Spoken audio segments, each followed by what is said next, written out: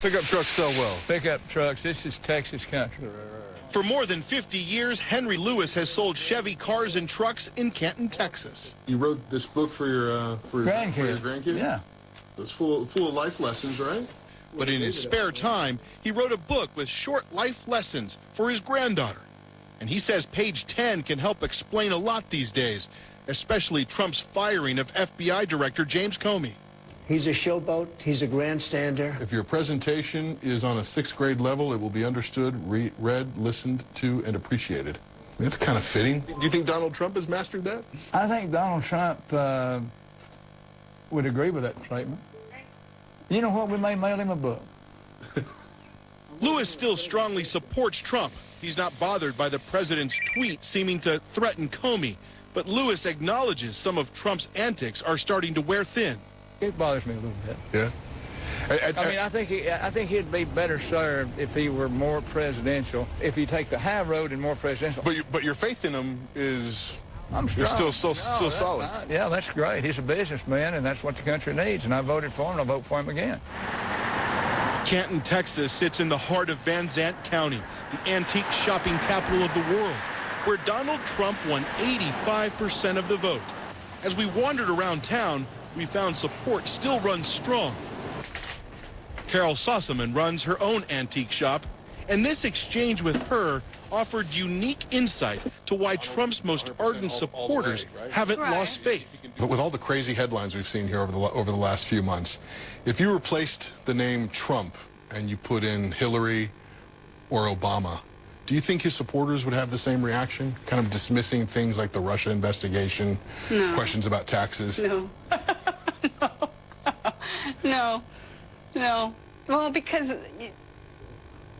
there's so much hope with Trump being in office. I think that's what drives people to believe in him, because he's a businessman. He gets stuff done. You know, that's a proven fact. Sossaman voted for President Obama in 2008, didn't vote in 2012, and then voted for Trump.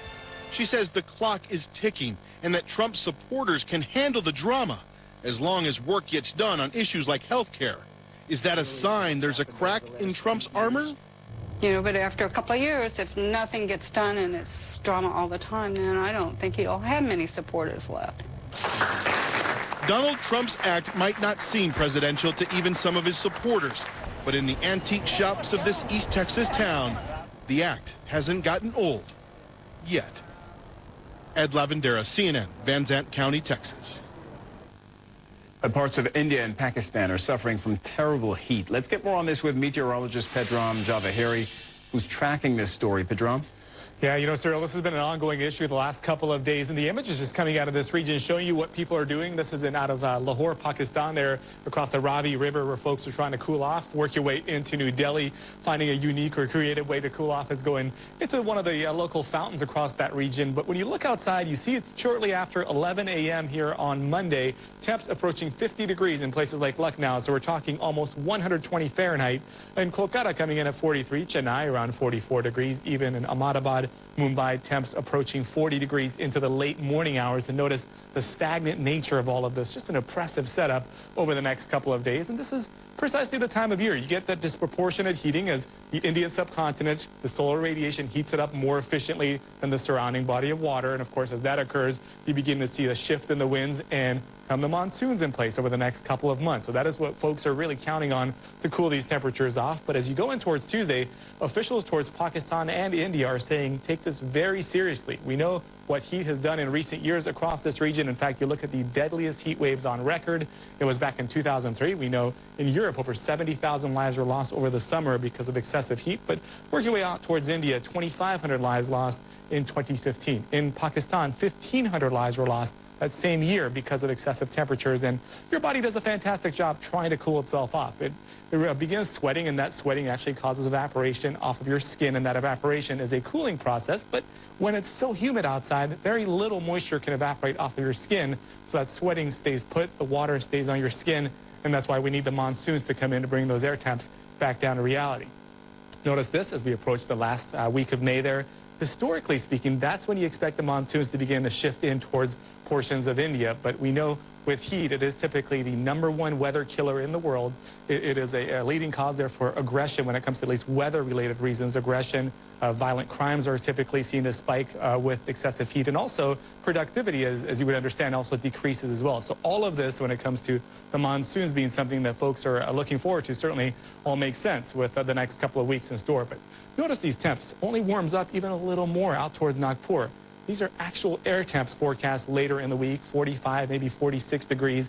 You factor in the humidity, you'll easily be above 50 degrees in towards the afternoon hours. And with excessive heat as well, Cyril, you know, we often talk about what are ways to see your body cool off. And you look at this perspective, folks actually found it very effective. If you can get underneath a tree, and believe it or not, it has a net cooling effect of somewhere about 10 portable air conditioning units running for about 20 hours. So again, it shows you how effective a tree can be, especially if it's on the western periphery of your house. That can reduce the cost of your electricity if you're fortunate enough to have it over a 15-year period. You can see that electricity rate drop by 12%, your cost, because of a tree on the west side of your house. So those things can all play a role, and folks in this part of the world have found very ingenious methods to try to keep themselves cool, and they're going to need it the next few days. Sarah? All right, Pedram Javaheri, pretty cool tree inside the CNN International Weather Center. Yeah. Thanks a lot.